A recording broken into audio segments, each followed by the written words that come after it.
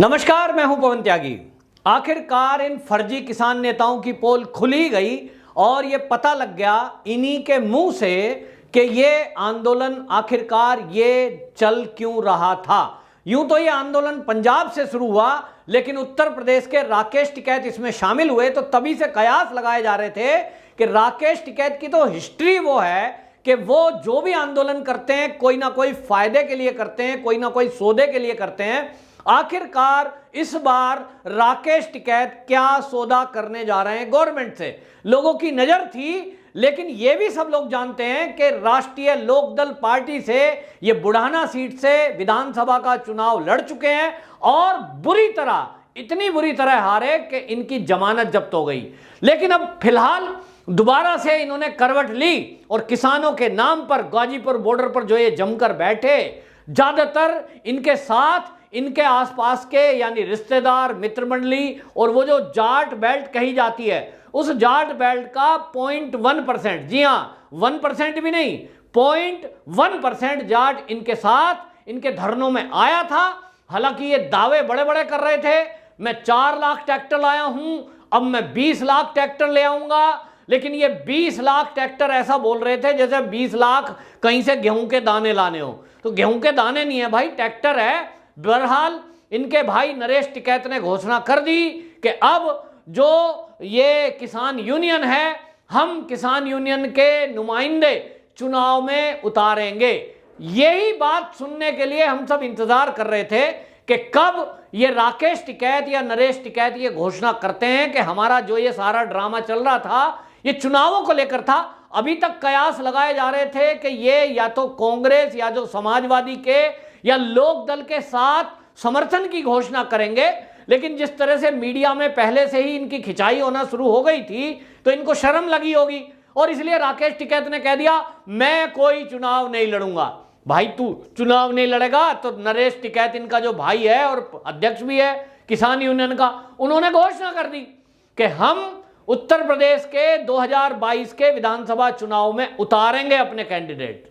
अब ये उतारेंगे तो अभी 2 तरह से उतारेंगे, या तो राष्ट्रीय लोकदल को ये सपोर्ट करेंगे और राष्ट्रीय लोकदल से ही टिकट दिला देंगे अपने कैंडिडेटों को, जिसकी संभावना ज्यादा जताई जा रही है।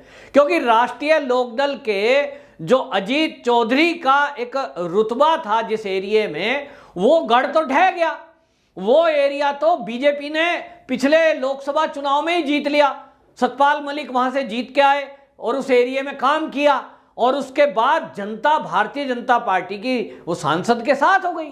पहले बीजेपी की 2 टर्म से कम वहां इतनी मजबूत पकड़ है तो लोकसभा की सीट भी गई।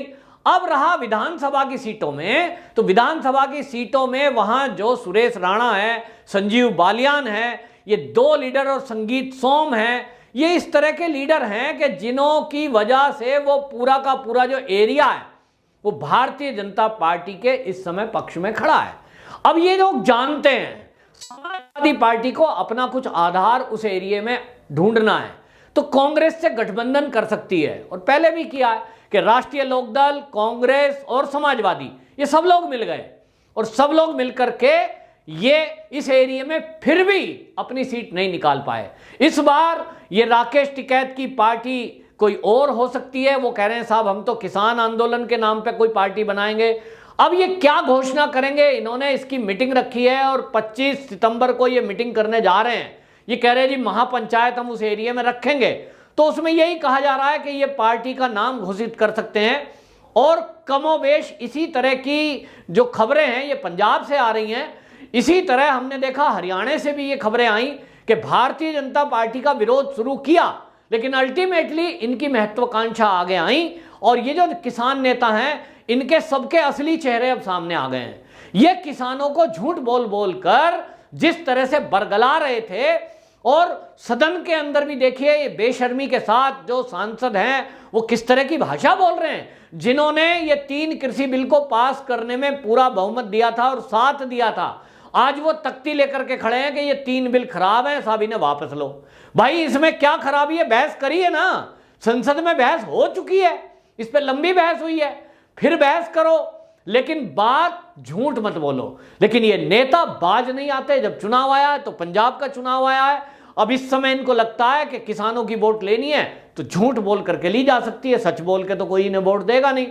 बहरहाल राकेश टिकैत के भाई नरेश टिकैत ने जो ये घोषणा की है, इस घोषणा से वाकई में इनकी पोल पट्टी खुली है। लेकिन आपको बताएं, मुजफ्फरनगर, बागपत, बड़ौद, शामली और मेरठ के किसानों का ये जो कहना है, वो ये कहते हैं कि हमने राष्ट्रीय लोकदल के टाइम में, कांग्रेस के टाइम में देश में 70 साल इनका शासन रहा और उस 70 साल में हमने देखा किसानों की दुर्दशा क्या हुई।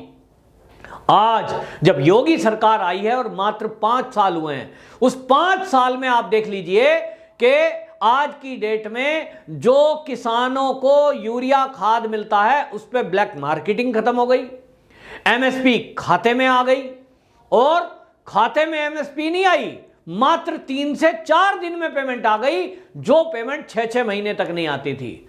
अब रहा गन्ने का, गन्ने के पेमेंट में ऐतिहासिक हुआ है कि 1.5 गुना पेमेंट योगी सरकार ने की है और पिछला जितना भी पेंडिंग था वो पेंडिंग क्लियर हुआ है। पहले तो आप समझ लीजिए 2-2, 3-3 साल तक किसानों को प्रदर्शन करना पड़ता था, आंदोलन होते थे और इसलिए होते थे भैया साल हो गया पेमेंट तो दे दो। तो हम जानते हैं राकेश टिकैत के जो पिताजी हैं उन्होंने कई सारे ऐसे आंदोलन और कई सारे ऐसे धरने प्रदर्शन किए, किस लिए? गन्ने की पेमेंट को लेकर। जो ये गन्ने की पेमेंट को लेकर धरने प्रदर्शन होते थे, आज की डेट में राकेश टिकैत भी गन्ने की पेमेंट को लेकर नहीं बोल सकते कि यूपी सरकार में गन्ने की पेमेंट नहीं हुई है। गन्ने की पेमेंट ऑन टाइम हुई है और ये सारी पेमेंट अभी तक हो चुकी, मार्च तक की सारी क्लियर हो गई है। बाद की किसी ने बाद में डाली है अक्टूबर, नवंबर, दिसंबर 2-1 महीने की, वो जल्द ही हो जाएगी और ये भी उम्मीद की जा रही है कि योगी जी कुछ रेट भी बढ़ा सकते हैं, ऐसी खबरें अंदर से आ रही हैं। लेकिन बहरहाल राकेश टिकैत, नरेश टिकैत ये एक महापंचायत जो करने जा रहे हैं, इसका भी खुलासा किसान नेताओं ने किया और वो कहते हैं, जो लोग रोज साथ रहते हैं इनके, वो कहते हैं साहब हमने देख लिया, हमसे तो ये कह रहे थे हम राजनीति में नहीं आएंगे, हमसे तो कह रहे थे राजनीतिक लोगों को अपने मंच पे नहीं आने देंगे और ये राजनीतिक मंच नहीं है, गैर राजनीतिक मंच है। लेकिन हमने देखा कि राकेश टिकैत के मंच पर केरल के कम्युनिस्ट पार्टी के सांसद चढ़े, वहां आकर के कम्युनिस्ट आंदोलन में राकेश टिकैत ममता बनर्जी का सपोर्ट करने पश्चिम बंगाल तक गए। और अब आप देखना कि राकेश टिकैत के गाजीपुर वाले मंच पे यदि ये मंच यूं ही सजा रहा तो आप देखेंगे कि आने वाले टाइम में वहां पर किस तरह से बाकी लोग आते हैं जो राजनीतिक पार्टी के लोग हैं। और अब तो बात ही खत्म कर दी नरेश टिकैत ने जब ये कह दिया कि हम राजनीति में आएंगे।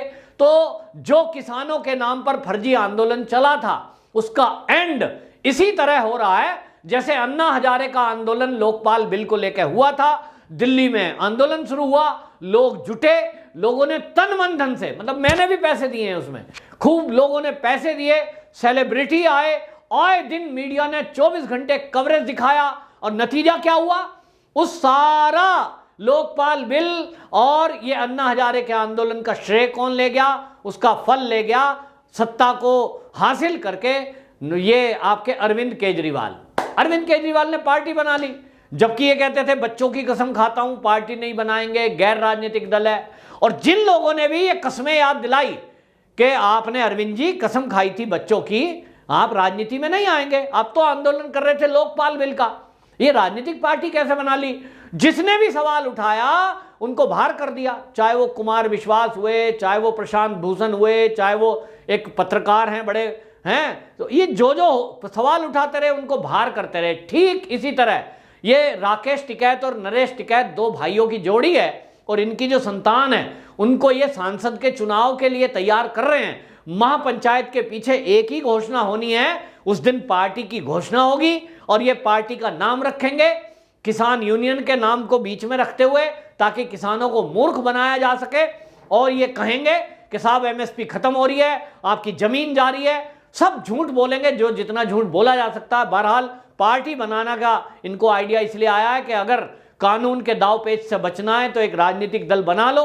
ये बात अलग है कि एक भी सिंगल सीट इनकी आनी नहीं है क्योंकि कोई आधार नहीं है और पोल और खुल गई गैर राजनीतिक दल जिसको ये आंदोलन को बता रहे थे धरना प्रदर्शन में और सड़कों को घेर के बैठे थे, आपको बताएं अगर इनकी जगह कोई राजनीतिक दल इस तरह से सड़कों को रोक कर बैठा होता, चाहे वो 70 साल पुरानी कांग्रेस पार्टी क्यों ना होती, अभी तक सुप्रीम कोर्ट के जरिए आदेश पारित हो गया होता और दिल्ली पुलिस भी इन पर लठ बजाकर इनको भगा चुकी होती।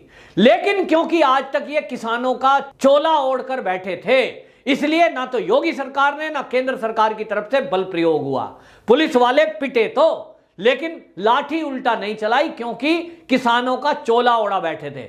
जिस दिन नरेश टिकैत, राकेश टिकैत राजनीतिक पार्टी घोषित कर देंगे और ये राजनीतिक दल घोषित हो जाएगा, ये राजनीतिक दल के अध्यक्ष उपाध्यक्ष घोषित हो जाएंगे, उस दिन कानून अपना काम करेगा और एक राजनीतिक दल के तौर पर ट्रीट किया जाएगा इनको। और देश की जनता भी ये देखेगी कि जो दोगले नेता किसानों के हित को लेकर, किसानों के नाम पर सड़कों को घेर कर बैठे थे 6-6 महीने से, असली में तो वो अंदर से दूसरे केजरीवाल निकले। वंदे मातरम।